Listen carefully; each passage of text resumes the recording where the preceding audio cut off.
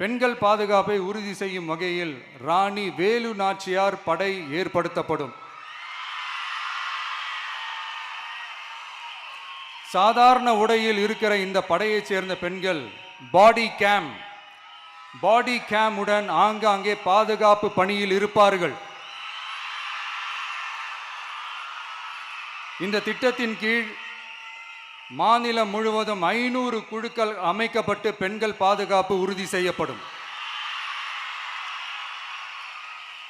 பெண்களுக்கு எதிரான குற்ற வழக்குகளை விசாரித்து விரைவாக நீதி வழங்க அஞ்சலை அம்மாள் அதிவிரைவு பெண்கள் நீதிமன்றங்கள் அமைக்கப்படும்.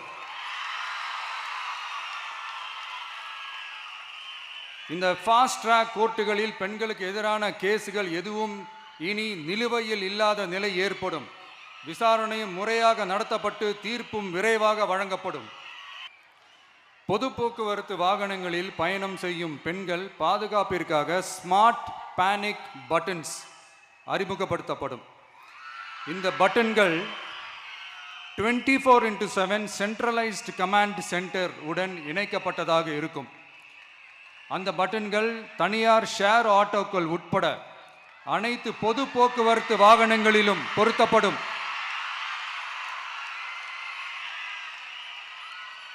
இந்த பட்டன்கள் வழியாக 5 நிமிடத்தில் பதிலும் பாதுகாப்பும் உறுதி செய்யப்படும்.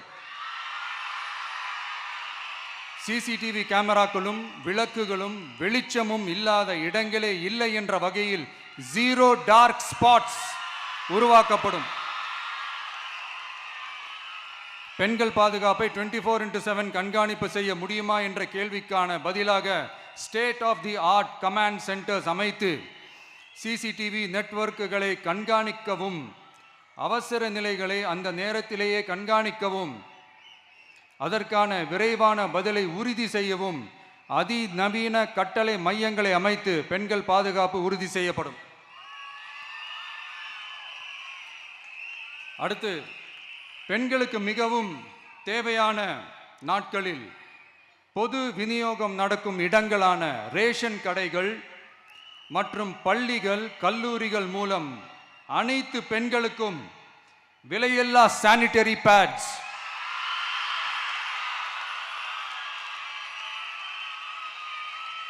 வழங்குவது உறுதி செய்யப்படும்.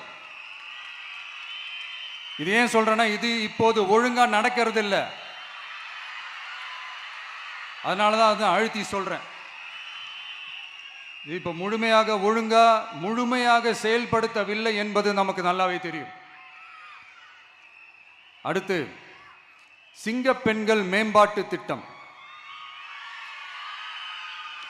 நிலுவையில் உள்ள கடன்களை திருப்பி செலுத்துவதன் மூலமும் பெண்கள் நடத்தும் சுய உதவி குழுக்களுக்கு 5 லட்சம் வரை வட்டியில்லா நிதியை வழங்குவதன் மூலமும்